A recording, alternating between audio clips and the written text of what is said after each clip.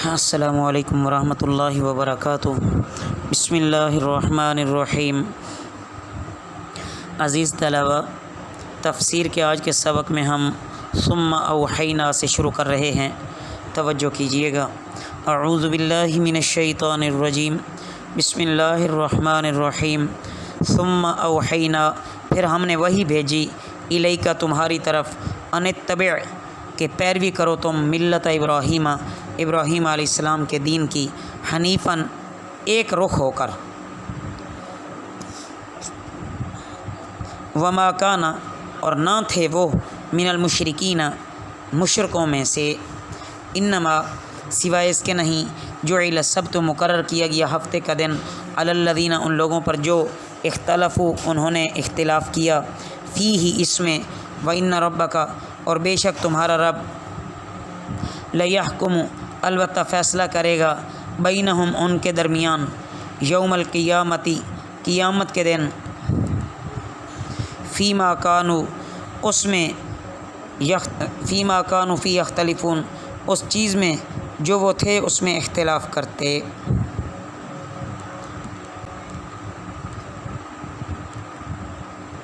عزیز طلبہ، ان آیات مبارکہ میں یہ بیان فرمایا گیا ہے کہ جب اہل اسلام نے یہ دعویٰ کیا کہ ہمارا دین ملت ابراہیمی کے موافق ہے، تو اہل کتاب یعنی یہود نے اعتراض کیا کہ اہل اسلام کا طریقہ ابراہیمی سے، ملت ابراہیمی سے علیحدہ ہے، کیونکہ حضرت ابراہیم علیہ السلام کی شریعت میں ہفتے کا دن قابل عظمت سمجھا جاتا تھا، اور اہل اسلام نے ہفتے کا دن چھوڑ کر جمعے کا دن مقرر کیا۔ تو اس کا جواب یہ دیا گیا کہ اصل ملت ابراہیمی میں ہفتے کی عظمت کا حکم نہ تھا، اس لیے ملت اسلامیہ میں بھی نہیں ہے۔ یہود نے اپنے پیغمبر حضرت موسیٰ علیہ السلام کے حکم سے اختلاف کر کے اس میں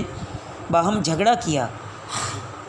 پہلے موسیٰ علیہ السلام کی شریعت میں بھی جمعے کا دن قابل عظمت تھا، لیکن یہود نے اختلاف کیا اور اس بات پہ اصرار کرنے لگے کہ ہم تو ہفتے کے دن کی تعظیم کریں گے۔ ان کی درخواست پر ہفتے کی تعظیم مقرر کر دی گئی اور حکم ہوا کہ اس روز یعنی ہفتے کے دن مچھلی کا شکار نہ کیا جائے، مگر یہ حکم کسی نے مانا کسی نے نہ مانا، نہ ماننے والے دنیا میں بندر اور سور بنا دیے گئے، اور آخرت میں جو فیصلہ ہوگا وہ الگ ہے۔ خلاصہ یہ ہے عزیز طلبہ کہ کفار مکہ کا یہ دعویٰ غلط ہے کہ ہم ابراہیم علیہ السلام کے پیروکار ہیں، کیونکہ پیروی کا ثبوت عمل سے ہوتا ہے، قول سے نہیں ہوتا۔ تو اس آیت میں ضمناً اشارہ ہے کہ عقائد اور اعمال میں اتحاد اور یگانگت ہونی چاہیے۔ ادعو الی سبیلی، ادعو تم بلاؤ، الی سبیلی ربی کا اپنے رب کے راستے کی طرف، بالحکمتی حکمت سے،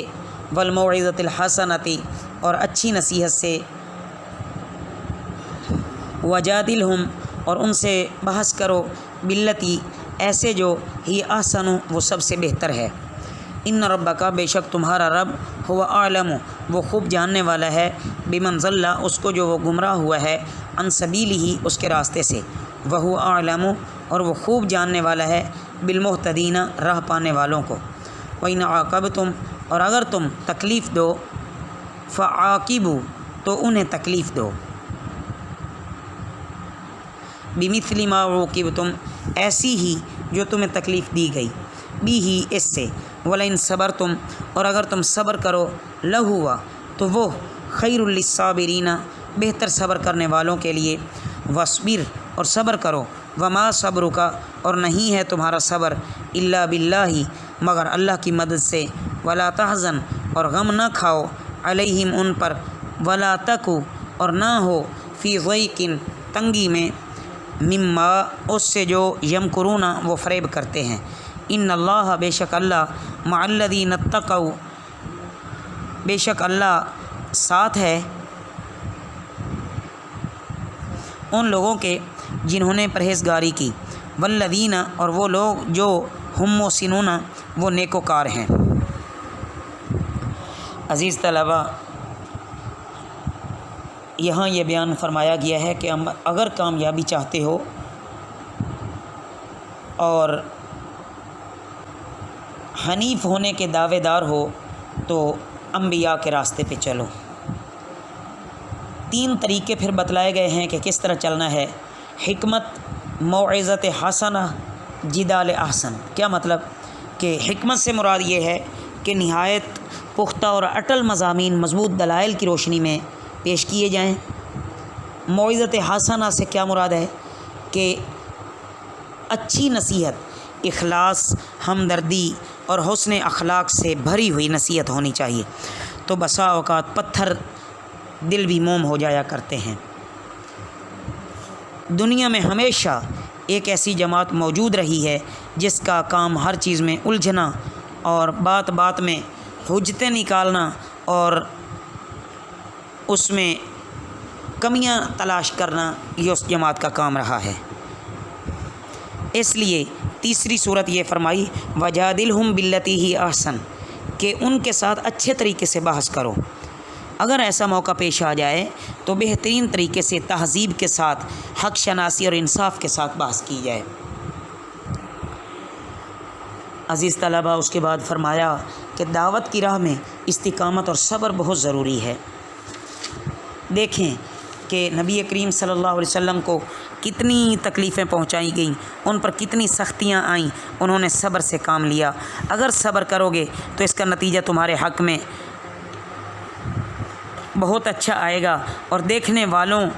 کے بلکہ خود زیادتی کرنے والوں کے حق میں کیسا نتیجہ آئے گا وہ بھی تم دیکھو گے۔ شریعت نے عام فطری اور بشری تقاضے کے لحاظ سے انتقام لینا جائز رکھا ہے، مگر یہ مقام رخصت ہے۔ عزیمت کے درجے میں بہتر اور افضل تو یہ ہے کہ انتقام نہ لیا جائے، عفو و درگزر سے کام لیا جائے۔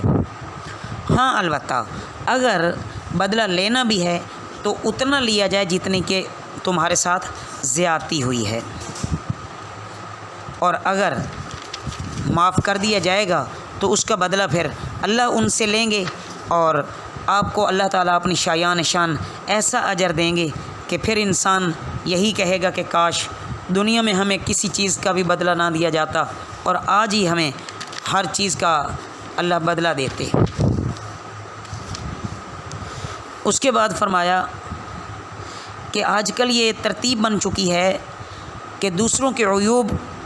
کو اچھالا جائے، اخباروں میں اشتہاروں کے ذریعے لوگوں کو جمع کر کے بالخصوص